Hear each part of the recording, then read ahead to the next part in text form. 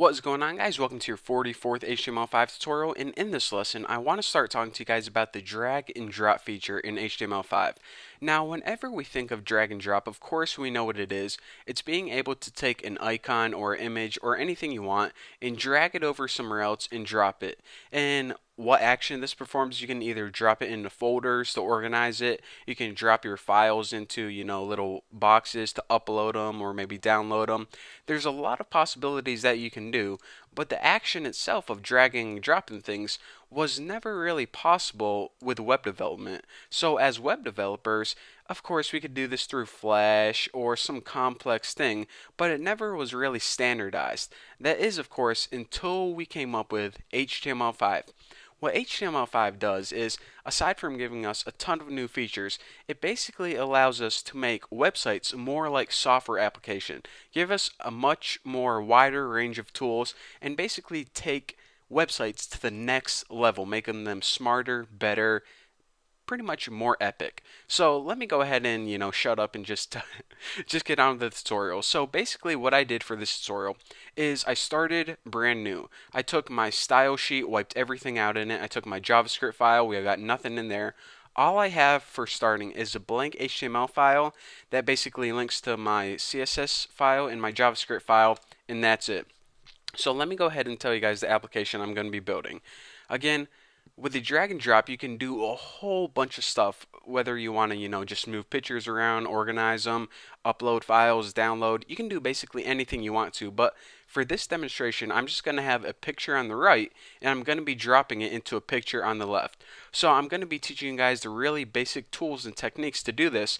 But once you learn the basics, you can do anything with it you want. So let me go ahead and make two boxes, two sections, and wow, I messed that up. Two sections, one on the left and one on the right. So this is going to be my left one, and I'm just going to go ahead and copy this right now and make this one on the right. So in order to tell them apart, let's give them both IDs.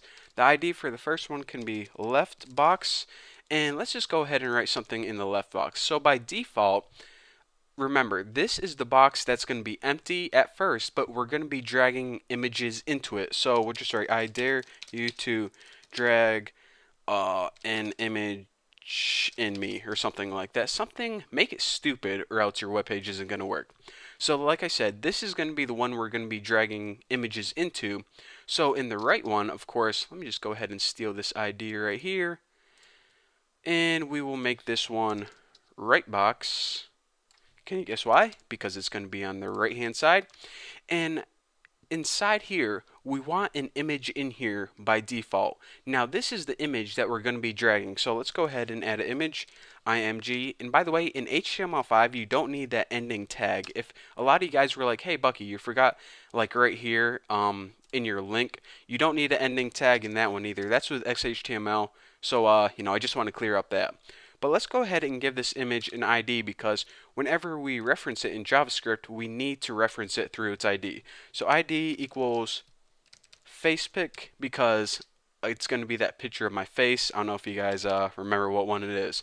But just make the source equal to images slash, what was my, I think it was called myface.ping. Let me go ahead and test this out real quick and see. So run, launch this baby in Chrome, and see what we got.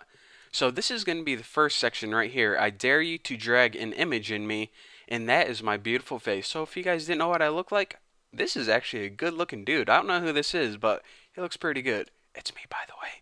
Spoiler alert. So, let's check out that layout one more time. This is a pretty nice looking layout, but whenever we're dragging and dropping stuff, it can be really confusing to know that we can drop stuff into here. So let's go ahead and hop over to CSS, and let's make this just a little bit prettier. So the first thing we want to do is make this box pretty, the left box. We actually want to turn it into a box so the user knows that there is a specific area that they can drop things into. Now the ID of that box was left box, so let's go ahead and copy that. And remember, whenever you're working with ID, just go ahead and use that sign, left box. So what rules can we put? First of all, let's go ahead and float this baby to the left, because remember, it's the left box, so we want this one to be left first. Now let's give it a set width of 250 and a set height of 250 pixels. I actually forgot the pixels in that first one. And this is just because 250 is going to appear nice in this tutorial, but again, you would want to make this different depending on whatever application you're making. And now let me just go ahead and give it a margin of 5 pixels so it isn't all bunched up together. And I also want to give it a border of, let's say, what's going to look good for this tutorial, 3 pixels, solid blue. So basically that's our left box right there. It's basically a square blue box that's on the left hand side. Now actually what we can do is just go ahead and copy this baby right here and paste it, and on our right box we can just make this float to the left, because remember, we don't need to put the left box float left and right box float right. Whenever you put something that's float left first and put something after it that's floating left second, it's going to appear after it. It's just going to be pushed up against it. So this is actually a good layout so far. Let's go ahead and look at these rules. We want the same size, that's fine. The margin, 5 pixels, that's fine as well. The only other thing I want to do, and the only rule that I want to change, is I want to give this a different color. Instead of blue, give it something like green, because I just like giving every little thing a different color, because then whenever you're looking at it in your HTML, or on your website rather, if something's messed up, then you say, okay, my red box is messed up. What one's red? Oh, this one right here. So let me go ahead and test this out and see what we get. Launching Chrome. Oh yeah, that is a nice looking, and look, it fits perfectly in my screen recorder. How convenient. So what we're going to do eventually is we're going to be able to take this image, drag it over here, and plop it just like that.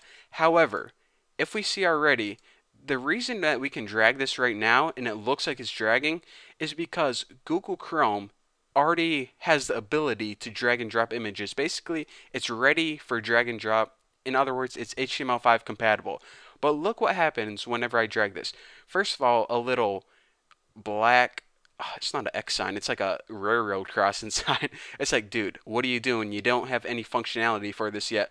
And likewise, whenever I try to drop it in the blue square, it's like, yeah, you just can't do that. So what we need to do now is we actually need to make this program work.